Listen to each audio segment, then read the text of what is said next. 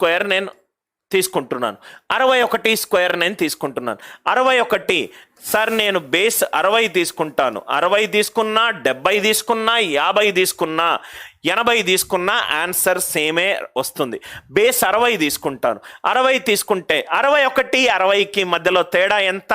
1. అంటే ఇది 61 - 1 into 61 + 1 + 1 square. Logic అర్థమైంది అనుకుంటా. సపోజ్గా బేస్ 50 గనక తీసుకుంటే 61 - 11, 61 + 11 + 11 స్క్వేర్.